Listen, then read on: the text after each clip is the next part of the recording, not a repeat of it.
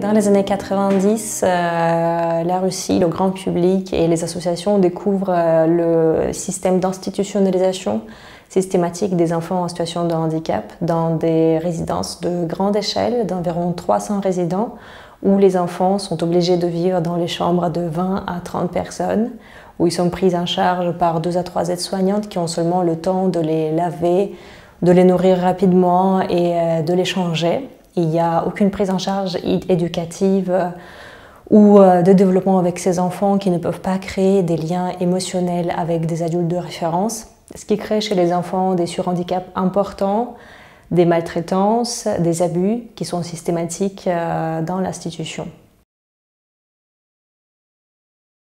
Alors, ce sont bien à partir des années 90 que le BICE commence à intervenir auprès d'associations locales qui travaillent avec les enfants en situation de handicap. Ce sont les associations de parents ou encore des professionnels qui étaient choqués par ce qu'ils ont vu eux-mêmes dans les internats, qui décident de proposer des prises en charge alternatives aux familles qui ont pris la décision de garder leurs enfants à la maison. Donc le BICE intervient auprès de ces familles en créant les centres d'accueil de jour, en proposant des activités alternatives aux enfants, mais aussi en formant des spécialistes et en apportant de nouvelles méthodologies de prise en charge. En parallèle, nous travaillons sur l'humanisation des internats, en formant des aides-soignantes, en encourageant l'implication des bénévoles dans les internats et en amenant aussi des équipements adaptés aux besoins des enfants. En plus de ça, nous menons en parallèle le travail de plaidoyer au niveau national et international pour permettre aux enfants en situation de handicap de vivre en famille et en faveur de la réforme de désinstitutionnalisation. Alors, notre plaidoyer a fini par porter ses fruits. La Russie, en 2012, adopte la Convention des droits des personnes handicapées. Et également, en 2012, il y a une nouvelle loi sur l'éducation inclusive qui apparaît, qui permet à tous les enfants, y compris les enfants en situation de handicap, d'accéder à l'école. Ensuite, en 2015, la réforme des internats qui a été le début pour nous du projet Changer une vie.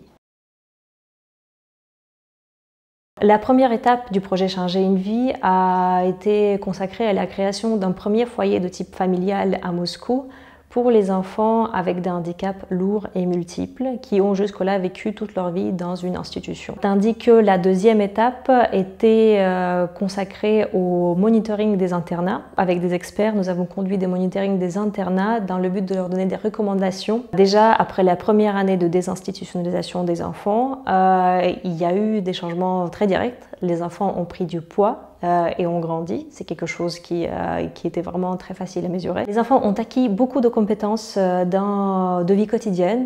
Certains enfants ont appris à s'habiller seuls ou avec l'aide d'un accompagnateur, à se laver seuls, à utiliser des toilettes. Certains enfants ont appris la marche, quelque chose qu'ils auraient pu apprendre mais qui n'ont pas pu faire à cause de manque de soins et d'accompagnement spécialisé. En ce qui concerne les changements d'ordre plus structurel, tous les internats qui ont reçu de recommandations sont en train de les mettre en œuvre, notamment les recommandations sur l'environnement, donc tout ce qui est restructuration de l'internat, comment changer le nombre d'enfants par groupe, comment rendre les internats plus de type familial, créer de sortes de petits appartements à l'intérieur, créer des cuisines, des espaces séparés où les enfants peuvent dormir, où ils peuvent jouer, où ils peuvent recevoir des leçons.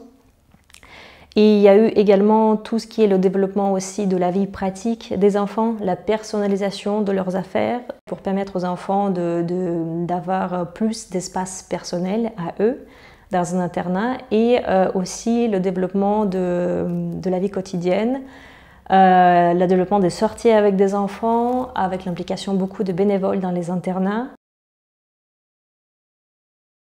La pandémie de Covid-19 suivie par le conflit en Ukraine ont eu un impact très important, très grave sur le déroulement de nos projets, sur les familles avec lesquelles on travaille et sur les associations que nous soutenons. Pour nous, aujourd'hui, pour le BICE, c'est très important de continuer à le soutenir et nous espérons que nous pourrons au moins maintenir les acquis des dernières années avec une grande priorité qui sera donnée au soutien direct aux familles.